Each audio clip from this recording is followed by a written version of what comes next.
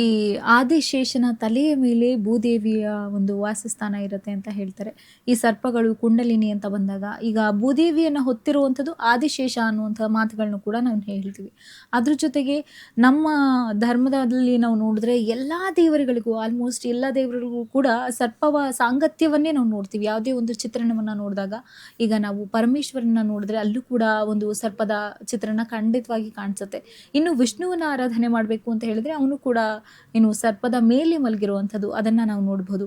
ಸುಬ್ರಹ್ಮಣ್ಯ ಅಂತ ಹೇಳಿದ್ರೆ ಸ್ವಯಂ ಅವನೇ ಸರ್ಪ ಅಂತ ಹೇಳಿ ನಾವು ಕರೆಯುವಂಥದ್ದು. ಇನ್ನು ಗಣಪತಿಯ ವಿಗ್ರಹವನ್ನ ನೋಡಿದ್ರೆ ಅವನು ಕೂಡ ಹೊಟ್ಟೆಯಲ್ಲಿ ತನ್ನ ಸರ್ಪವನ್ನ ಸುತ್ತಕೊಂಡಿರುವಂತಹ ಚಿತ್ರಣಗಳು ಸಾಕಷ್ಟು. ಎಲ್ಲ ದೇವತೆಗಳನ್ನ ಎಲ್ಲೋ ಒಂದ್ ಕಡೆ ಆರಾಧನೆ ಮಾಡ್ಬೇಕಾದ್ರೆ ಸರ್ಪದ ರೂಪದಲ್ಲಿ ಯಾವುದಾದ್ರೂ ಒಂದು ಅಂಶ ಕಾಣಿಸುತ್ತೆ. ಒಂದು ಆಭರಣವಾಗಿ ಆಗಿರಬಹುದು ಅಥವಾ ಇನ್ನೊಂದು ಮತ್ತೊಂದು. ಅದಕ್ಕೂ ಈ ಕುಂಡಲಿನಿ ಶಕ್ತಿಗೂ ಯಾವುದಾದ್ರೂ ರೀತಿಯಾದಂತಹ ಒಂದು ಸಂಬಂಧಗಳು ಏನಾದ್ರೂ ಇದೆಯಾ, ಅಥವಾ ಕುಂಡಲಿನಿ ಶಕ್ತಿಯನ್ನ ಆ ರೀತಿ ಆ ಮೂಲಕವಾಗಿ ನಮ್ಗೆ ತಲುಪಿಸುವಂತ ಪ್ರಯತ್ನಗಳು ಏನಾದ್ರೂ ಆ ಚಿತ್ರಣಗಳಲ್ಲಿ ತೋರಿಸ್ತಿದ್ಯಾ?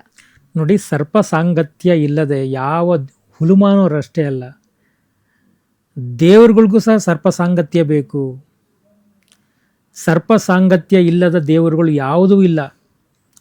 ದೇವಿಯ ಶಿರದಿಂದ ಹಿಡಿದು ಶಿವನ ಕಂಠದಿಂದ ಹಿಡಿದು ವಿಷ್ಣುವಿನ ಹಾಸಿಗೆ ಅಂತ ನಾವೇನು ಕರಿತೀವಿ, ಆದಿಶ ಅಂದರೆ ನಮ್ಮ ವಿಷ್ಣು ವಾಸ ಮಾಡಿರುವಂಥದ್ದು, ಗಣಪತಿಯ ಹೊಟ್ಟೆಯಿಂದ ಹಿಡಿದು ಇವೆಲ್ಲ ಒಂದು ಸಾಂಕೇತಿಕವಾಗಿ ಕುಂಡಲಿನಿ ಶಕ್ತಿ ಬಗ್ಗೆನೇ ಹೇಳ್ತಾ ಹೋಗುತ್ತೆ.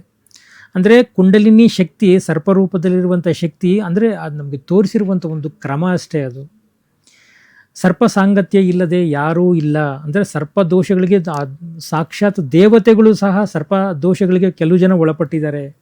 ಅಂಥದ್ರಲ್ಲಿ ನಾವೆಲ್ಲ ಹುಲುಮಾನವರು.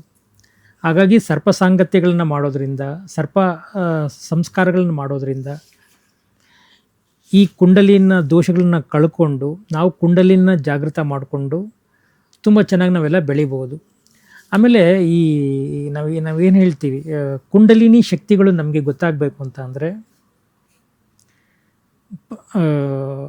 ಏನು ಈ ಇತ್ತೀಚಿನ ದಿನಮಾನಗಳಲ್ಲಿ ನಿಮ್ಮೆಲ್ಲ ಏನು ನಿಮಗೆ ಮೋಸ ಮಾಡಿ ಅಥವಾ ಬೇರೆ ಕುಂಡಲಿ ಅಲ್ಲಿ ಜಾಗೃತ ಆಗಿದೆ, ಇಲ್ಲಿ ಜಾಗೃತ ಆಗಿದೆ, ನಾನು ಅದನ್ನು ಮಾಡ್ತೀನಿ ಇದನ್ನು ಮಾಡ್ತೀನಿ ಅಂದರೆ ಮೊದಲು ಅವ್ರದ್ದು ಕೇಳಿ.